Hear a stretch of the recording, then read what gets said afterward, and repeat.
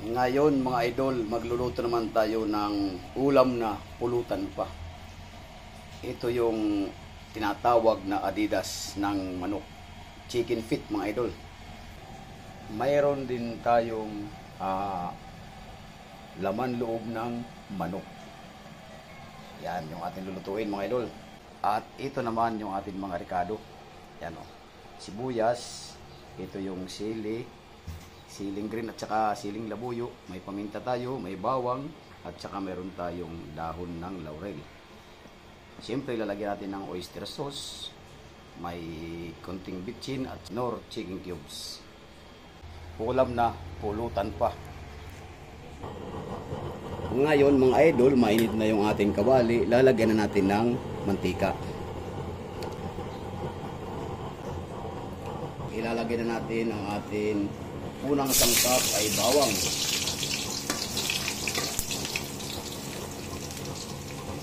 Ilagay na rin natin yung ating sibuyas. Yan. Tapos ilagay natin yung ating sili. Yan. Iuhuli lang natin itong ating dahon ng laurel. Kayo ba mga idol, nakapagluto na kayo ng ganitong luto? Pwedeng pulutan, pwedeng ulam.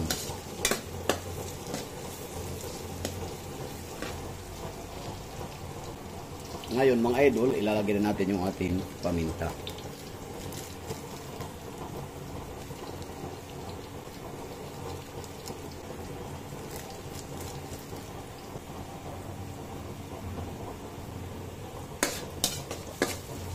Sangkot sana yung ating mga sangkap, mga sangkay. Pwede na natin ilagay yung ating chicken feet. Ayan. Ito na yung ating chicken feet mga sangkay. Ayan. Lagyan na rin natin ng ating kaunting tuyo. Kaunting tubig. Ayan. Ilagay na rin natin to mga idol yung ating dahon ng laurel. Tapos takpan natin hanggang sa kumulo siya ng kumulo para lumambot ang ating chicken feet. Lutong bahay, pwedeng pulutan, pwedeng ulam. Alright mga idol, after 10 minutes atin lang haluin mga idol.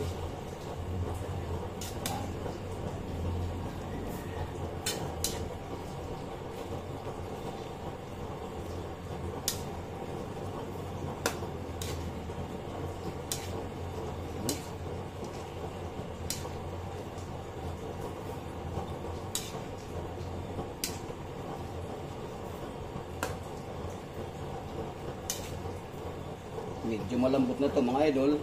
Ayan o. Ayan, medyo malambot na siya. Ngayon, lalagyan natin mga idol ng suka. So, sukaan muna natin mga idol para mas masarap. Ayan. Tatakpan lang natin ulit mga idol. Mamaya natin ilalagay yung ibang sangkap natin. At hindi pa siya ganong malambot. After 10 minutes ulit na atin pagpapakulo, ayan na.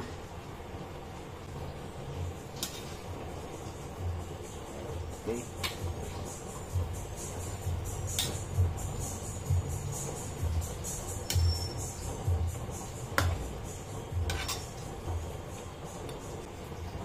Pwede na natin ilagay itong ating bituka ng manok. Ayan. Atin lang itong haluin mga idol. Pag dinayo mamaya dito mga idol na mga sangkay, ay meron na tayong maibibigay na pulutan.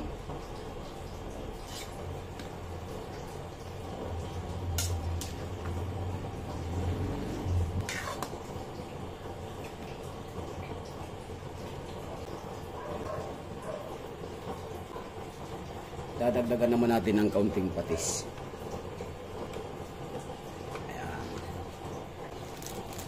Lagyan na rin natin mga idol ng kaunting bitchin. Ayan. Tapos lagyan natin ng chicken cubes para mas malasa.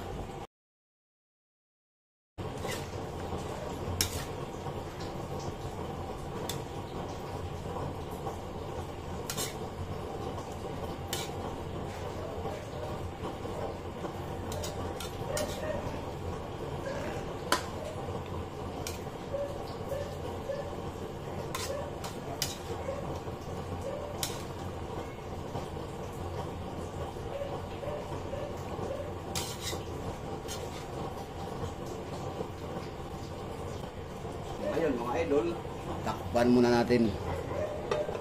Yan. Makalipas ang ilang minuto mga idol. Ayan na mga idol, yung ating nilulutong ulam na pulutan pa. Marami pang sabaw mga idol. Kailangan ay patutuyuin natin ito bago natin lagyan ng oyster sauce. Sakto lang ito mga idol. Pagka tuyo ng sabaw nito ay lutong-luto na yung ating adidas.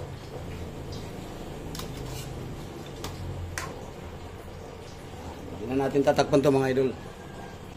Antayin na lang natin na kumunti ang sabaw at ilalagay na natin yung ating oyster sauce.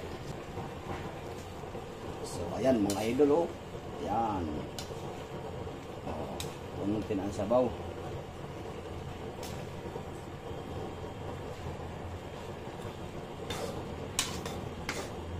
Titikman nga muna natin mga idol kung ano ang lasa.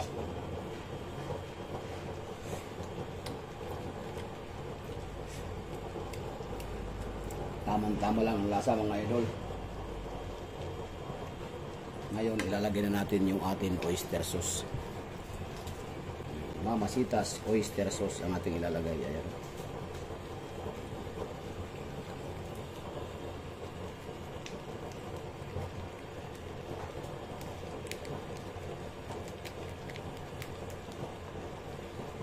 Yan.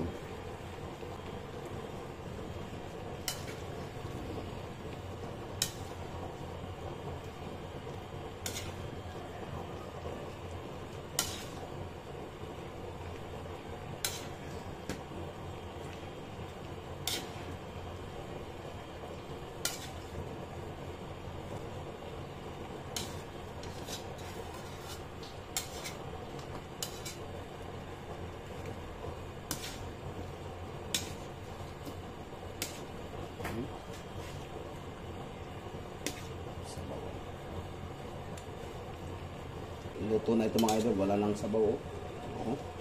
Nagmamantika na siya mga idol.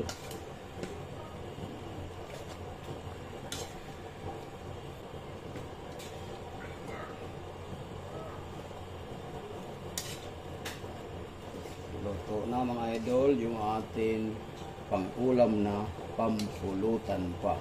Ayan o.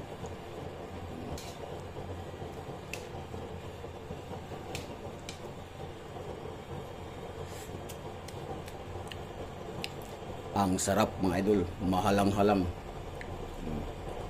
So hanggang dito na lang mga idol, at kung nagustuhan nyo yung video ito ay pakishare, pakilike, pakicomment na rin, at maraming salamat sa inyong panonood ng panibago kong video sa araw na ito.